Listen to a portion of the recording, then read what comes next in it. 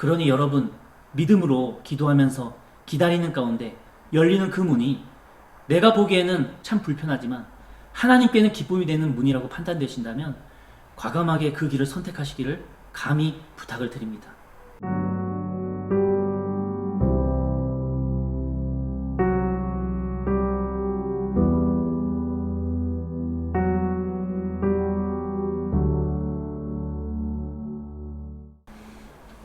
안녕하세요. 한 주간 평안하셨는지요? 우리 성도님들 삶 속에 하나님께서 인도하시고 동행해 주시는 귀한 역사가 있게 될 줄로 믿습니다. 우리가 연말이 되면은 핸델의 메시아라고 하는 합창을 교회에서나 TV에서나 인터넷을 통해서 한 번쯤은 듣게 됩니다. 이 핸델의 메시아 공연을 들어보면 이사야서의 내용을 많이 인용한 것을 알 수 있습니다. 그 중에 일부 예언과 탄생에 나오는 합창곡 우리를 위해서 한 아기가 나셨다라고 하는 부분을 우리가 한번 들어보면, 이는 한 아기가 우리에게 낳고 그의 이름은 기묘자라, 모사라, 전능하신 하나님이라, 영존하시는 아버지라, 평강의 왕이라 할 것임이라 라는 내용이 나오는데, 사실 이 내용은 이사야서 9장 6절의 말씀에서 영감을 얻은 부분입니다. 이렇게 이사야 선지자의 예언은 지금까지도 예술, 문화 등 여러 방면에서 인용되고 있는 은혜로운 말씀입니다. 이사야 선지자 하면 딱 떠오르는 중요한 내용들이 몇 가지가 있습니다. 제일 먼저는 이사야 선지자가 입술에 숯불을 대며 소명을 받는 그 장면이 제일 먼저 떠오르고요. 또 나중에 오실 메시아 예수님에 관해서 예언했던 내용들과 또 담대하게 말씀을 전하다가 잔인하리만큼 순교당하는 그 내용들이 떠오릅니다. 오늘은 이런 중요한 내용들을 함축적으로 다뤄보면서 그 안에서 영적 교훈을 우리가 함께 얻고 은혜를 나누고자 합니다. 이사야라고 하는 이름의 뜻은 여호와는 구원이시다 라고 하는 의미입니다. 사실 이 의미는 신구약 성경의 핵심 내용이기도 합니다. 그래서 신학자들도 이 이사야서를 매우 중요하게 여기며 성경 속에 있는 작은 성경이다 라고 표현하기도 합니다. 신약 성경을 읽다 보면 때때로 구약 성경의 내용을 인용을 하는데요.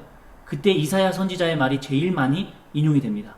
그만큼 권위 있는 선지자이며 영향력이 강한 예언자이기도 했습니다. 이런 이사야 선지자가 처음 소명을 받는 장면이 이사야서 6장에 등장을 합니다. 이사야서 6장 6절부터 7절까지의 말씀입니다.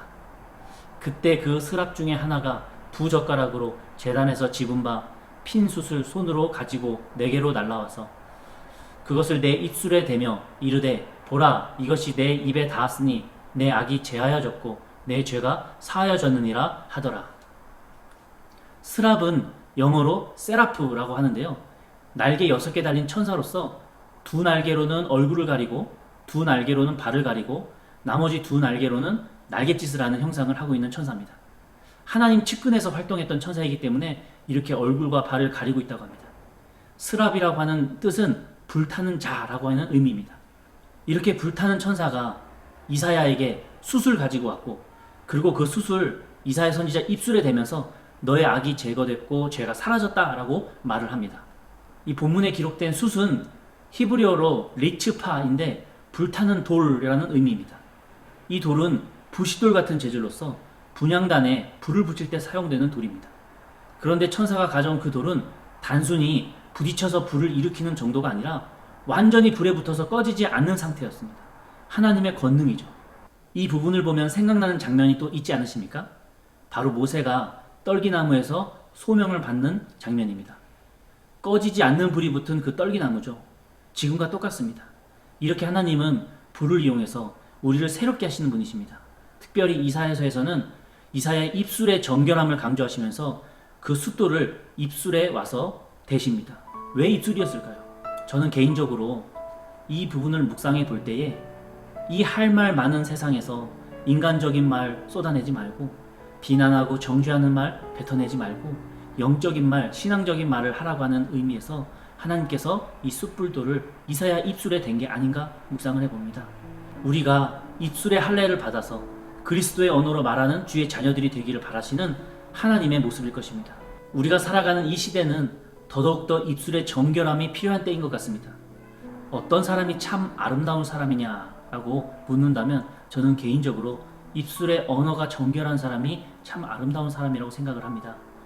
위로하고 덮어주는 말을 할 줄 아는 사람이면 계속 같이 함께하고 싶고, 그리스도의 사랑을 전하는 사람이라면 함께 계속 대화를 하고 싶은 게 사실입니다. 또 그런 사람에게는 복된 사람들이 점점 옆에 붙게 됩니다. 사랑하는 우리 영등포 중학교 성도님들의 입술도 이 이사야 선지자처럼 거룩한 불꽃이 들어와서 하나님의 향내음을 전하고 그리스도의 정결함을 말하는 아름다운 입술 되시기를 항상 주님의 이름으로 기도하겠습니다. 우리가 지난 시간에 공부했듯이 히스기야 왕이 바벨론의 사절단에게 국가의 중요 시소들을 다 공개하고 자랑했을 때 그를 책망하고 저주의 예언을 했었던 그 선지자가 바로 이 이사야 선지자입니다. 이렇게 이사야 선지자는요, 권력자 앞에서 하나님의 말씀이라면 소신 있게 담대하게 선포할 줄 아는 용기의 선지자였었습니다. 이사야 선지자는 우시야 왕, 요담 왕, 아하스 왕, 히스기야 왕 이 시대에 활동했었습니다. 왕이 이렇게 자주 바뀌었다고 하는 의미는 그만큼 국제 정세가 어지러웠다, 전쟁의 소용돌이가 치고 있었다라고 하는 의미입니다. 이렇게 불안한 시대에 이사야 선지자는 왕들에게 절대로 다른 나라를 의지하지 말고 오직 여호와 하나님만을 의지해야 된다고 항상 강조했었습니다. 그렇지만 유대 왕들은 불안한 나머지 항상 다른 나라와 동맹을 맺고 다른 인간적인 방법을 생각합니다. 그런데 그 결과는 바뀌지 않아요. 여전히 주변 나라들에게 침략을 당하거나 믿었던 나라에게 발등을 찍히고 내 자손들이 어려움을 당하게 되는 이러한 과오를 계속해서 반복하게 되는 게 이 유대 왕들이었습니다. 혹시 우리도 이 세상을 살아가면서 이사야 선지자의 선포에 귀 기울이지 못하고 내 머리의 계산대로 내가 원하는 바람대로 세상적인 관계를 맺으면서 살아가고 있지는 않습니까? 만약에 그렇게 살아가고 있다면 그 결과는 어떠합니까? 당장 내 속은 편한 것처럼 느껴질 수 있지만 뭔가 잘 풀리는 것처럼 보일 수 있지만 조그만 시간이 지나 보면 내 계획대로 그 관계가 이루어지지 않는 것을 경험해 보셨을 겁니다. 그렇다면 유다 왕들의 실수가 지금 우리에게도 이어지고 있는 셈이죠. 이사야 선지자의 강조점처럼 다른 나라를 의지하기보단 여호와 하나님만을 의지하는 것을 이 말씀 우리도 기억하면서 우리도 인생이 어렵고 위기가 닥쳐왔을 때 사람 의지하지 않고 환경에 기대지 않고 오직 하나님만을 의지하며 하나님께 매달리는 주의 아들 딸도 되시기를 바랍니다. 그럴 때 하나님께서 열어주시는 문이 반드시 있고 그 문으로 들어가시는 주의 자녀를 되실 때 주님께서 가장 좋은 길로 인도해 주실 것입니다. 그 길이 가장 복된 길입니다. 이사야 선지자가 쓴 이 이사야서는 처음 39장과 뒷부분인 27장으로 총 66장으로 구성되어져 있습니다. 근데 신구약 성경도 66권이고 구약 39권, 신약 27권으로 숫자가 똑같아서 이 이사야서를 성경의 축소판이라고 부르기도 합니다. 이사야서를 읽어보시면 1장부터 39장까지의 내용과 또 40장부터 66장까지의 그 내용이 그 뉘앙스가 전혀 다른 것을 감지하실 수 있으실 겁니다. 1장부터 39장까지는 이스라엘 백성들 향한 심판과 비난의 내용이 많아요. 돌이켜 하나님께 되돌아오라는 거죠. 그러나 40장부터 66장까지는 용서와 구원을 선포하면서 이스라엘 백성의 회복을 선포하는 내용이 많습니다. 이런 예언을 하는 이사야 선지자의 마음을 한번 생각해 봅시다. 내 나라가 열강들 사이에서 올바른 길로 가지 못하고 점점 나라의 수준은 퇴보되고 후손들이 포로로 잡혀갈 것을 미리 하나님께 듣게 되고 또 그 내용을 왕들 앞에서 민중들 앞에서 선포해야 된다면 얼마나 그 마음이 아프면서도 두렵겠습니까? 실제로 이사야는 이런 메시지를 담대하게 전하다가 히스기야 왕 다음으로 세워진 이 므낫세 왕에 의해서 톱으로 반쪽으로 잘려서 순교를 당했다고 전해집니다. 세상 사람들이 이사야 선지자의 죽음을 헛된 죽음이라고 표현할지 몰라도 이사야 선지자는 그 누구보다도 의미 있고 하나님의 영적 씨앗을 심는 순교자였습니다. 여러분, 신앙생활이 깊어지면서 내 삶에 열리는 이 문이 정말 하나님께서 열어주시는 문인지 그 문이 아닌지 헷갈려 본 그런 경험이 있으실 겁니다. 어떻게 우리가 그 문을 구분할 수 있을까요? 바로 오늘 이사야 선지자의 행보를 보면 우리가 알 수 있습니다.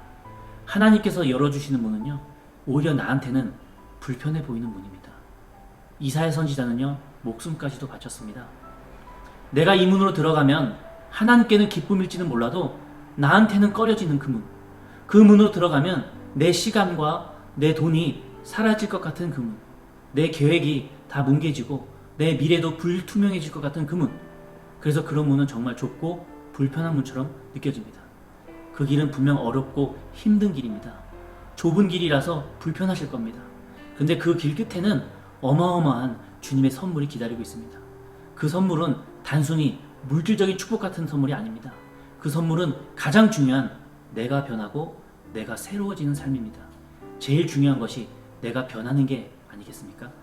그 문을 통과하면 어느덧 성장해져 있는 내 믿음과 어느덧 끈끈해져 있는 이웃과의 관계와 무엇보다도 어느덧 가까워져 있는 하나님과의 신뢰가 회복될 것입니다. 그리고 그 길이 복된 길이고 축복된 길이었다는 것을 나중에 회상해 보면서 기뻐하게 되실 것입니다. 사랑하는 우리 영등포 중학교의 성도님들도 이 힘든 세상 살아가실 때에 정말 많은 고민들이 있으실 겁니다. 더더욱 어려워지는 이 시대에 끝까지 하나님 붙잡고 있는 그 믿음 지키시면서 그리스도인으로서 그 좁은 문을 통과하실 때 부디 그 힘들고 어려운 문 가운데 포기하지 마시고 끝까지 통과하셔서 주님의 사람으로서 거듭나는 진정한 복을 누리는 주의 자녀들 되시기를 항상 기도하겠습니다. 이사야 선지자는 앞으로 하나님의 뜻을 이뤄나가야 될 특별한 종이 있는 것을 예언합니다. 우리가 그 예언을 지금도 많이 인용을 하고 있어요. 그 예언을 보면은 흔히 종의 노래라고 부르는데 마치 노래처럼 들리기 때문에 그렇습니다. 우리에게 참 익숙한 구절들입니다. 이사야 42장 1절부터 7절, 또 49장 1절부터 9절, 또 50장 4절부터 11절, 또 52장 13절부터 53장 12절까지의 내용들이 그것들입니다. 여기서 종은 앞으로 오실 메시아를 상징합니다. 왜 메시아를 상징한다고 연구하냐? 실제로 예수님께서 종의 노래에 나오는 그 내용들을 주님이 다 겪으셨고 감당하셨기 때문에 학자들은 이 이사야 선지자가 예언했던 이 종의 노래에 나오는 그 종을 바로 예수님이라고 연구합니다. 우리가 성만찬 때 자주 이용하는 구절도 이사야 선지자의 예언 중에 종의 노래에 나오는 그 부분을 인용하고 있습니다. 이사야 53장 5절입니다. 그의 찔림은 우리의 허물 때문이요 그의 상함은 우리의 죄악 때문이라. 그가 징계를 받음으로 우리가 평안을 누리고 그가 채찍에 맞음으로 우리가 나음을 받았도다. 이 부분도 그에 해당하는 사람이 바로 예수님이심을 우리가 이미 신약성경 내용을 통해서 우리는 다 알고 있지 않습니까? 이렇게 예수님께서는 이 땅에 오시기 훨씬 이전부터 벌써 하나님께서는 이사야 선지자의 입술을 통해서 남유다 사람들에게 메시아의 오심을 벌써 예고하고 계셨던 것입니다. 이사야 53장 6절에 이렇게 기록이 되어져 있습니다. 우리는 다 양 같아서 그릇 행하여 각기 제 길로 갔거늘 여호와께서는 우리 모두의 죄악을 그에게 담당시키셨도다. 이렇게 우리는 제 갈 길로 각자 살면서 죄를 짓지만 그 죄의 대가를 우리 각자에게 지게 하지 않으시고 외아들 예수 그리스도를 어린 양 희생 제물 삼으셔서 우리의 죄를 대신 감당하게 해주시겠다라고 예언을 하고 계십니다. 이 어린 양 예수님은 이사야 선지자가 예언했을 때 그때만 해당되는 것이 아니라 지금도 우리의 죄를 대신해서 희생 제물로서 예수님께서 번제단 그 불꽃 위로 들어가심을 우리는 기억을 해야 됩니다. 우리가 이 세상에서 쉽게 죄짓고 쉽게 또 잊어버리고 또 쉽게 무뎌져 버리지만 분명한 사실은 예수님은 한치의 삭감도 없이 그 죄값을 지금도 지고 계시다는 겁니다. 왜요? 우리를 자녀로 여기시고 그 자녀를 사랑하기 때문에 대신 희생하시는 거죠. 이런 예수님의 사랑을 기억할 때 우리는 이 세상에서 좀 더 거룩한 주의 자녀로 살아갈 수 있는 사람이 될 수 있습니다. 그 사랑을 기억하는 사람이 바로 거듭나는 그리스도인이라고 저는 생각합니다. 그러니 사랑하는 우리 성도님의 삶에 부득불 알게 모르게 짓게 되는 그 죄 뒤에는 항상 예수님의 희생이 뒤따른다는 것을 기억하시면서 그 예수님의 희생해 주시는 그 사랑을 잊지 않으시는 주님의 아들, 딸들 되시기를 항상 기도하겠습니다. 오늘 우리가 살펴봤던 것처럼 이사야 선지자의 입술에 뜨거운 숯불돌이 들어와 소명받았듯 우리의 입술에는 주님의 이 불꽃 같은 뜨거운 소명이 있는지 한번 생각해 봅시다. 또한 이사야 선지자가 우리의 죄를 대속하시기 위한 예수님의 그 희생 사건을 예언했듯이 지금도 예수님의 사역은 동일하십니다. 우리가 넘어졌을 때 예수님의 희생을 기억할 수 있습니까? 그 희생 제물이 되어주시는 그 예수님을 기억하는 한 주가 되시기를 항상 기도하겠습니다.